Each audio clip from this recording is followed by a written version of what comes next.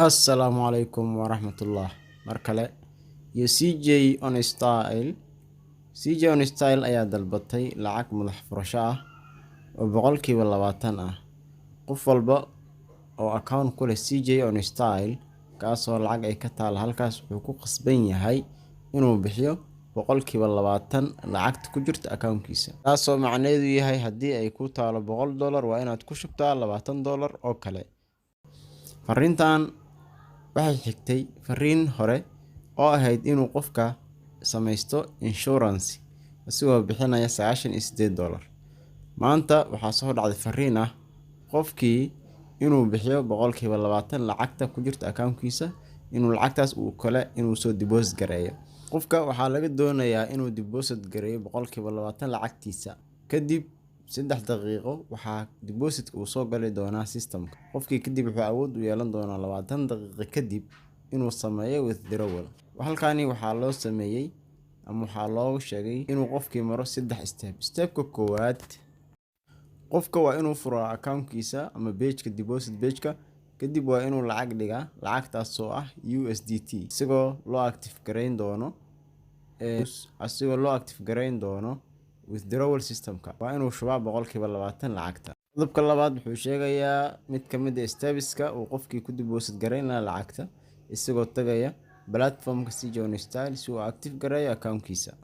Marka aad dirtid lacagta deposit-ka ah, waxaad la xiriireysaa customer service-ka, waxaadna direysaa username-kaaga iyo transaction history-ga. Kadib waxaa lagu fasaxi doonaa withdrawal order-kaaga markii la arko order-iskaaga iyo waxgadashadaada iyo lacag bixinta sameysay. Tani ma muujinayso in si sax ah aad ugu guuleysatay inay dib kugu soo laabato lacagtaada. Waxay u muuqataa arrin madax furasho ah ama lacag madax furasho ah oo laga doonayo. Inta badan dadka ay ku dhacday arrintan ee lacagtoodii ay ka maqan tahay waa kuwa markii barnaamijyada soo baxay ah in CJ on style ay guureyso. Waxay sameeyeen lacagtoodii ayay la baxeen kadibna dib ayay ugu soo celiyeen.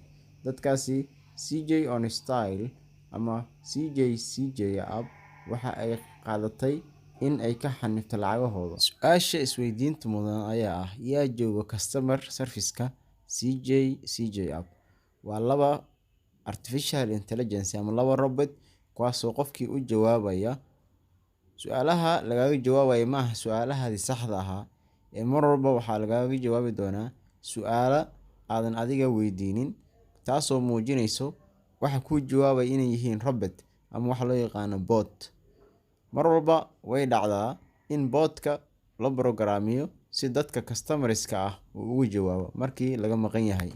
Dhammaan dadka isticmaalo CJ on style ama CJ app waxay maanta ku qasban yihiin inay bixiyaan lacagahaas oo ah boqolkiiba 20 lacagta ugu jirto CJ app. Maxaa maanta kula gudboon? Boqolkiiba 100 haddii aad shubtid lacagtaasi ma heli doontaa lacagtaada. Taasi weli waxa ay ku jirtaa meel mugdi ah. Mana cadda in boqolkiiba 20 haddii aad bixisid lacagtaada aad heli doontid lacagta aad ku shaqaynaysay ee kaaga jirta CJ app. Waxaan kula talinayaa qof walba waxaa jiro ciwaano la mid ah CJ app sida aliexpress.com ama aliexpress777.com iyo ciwaano kale kuwaasoo la mid ah CJ app. Dunida maanta waxaa online-kii laga sameeyaa lacag fara badan, laakiin ma ahan sida ama qaabkan aadka u fudud ee Soomaalidu ay jecel yihiin inay lacagta ku sameeyaan. Fadlan haddii aad ku cusub tahay channelkeena, subscribe, like and share. Thanks.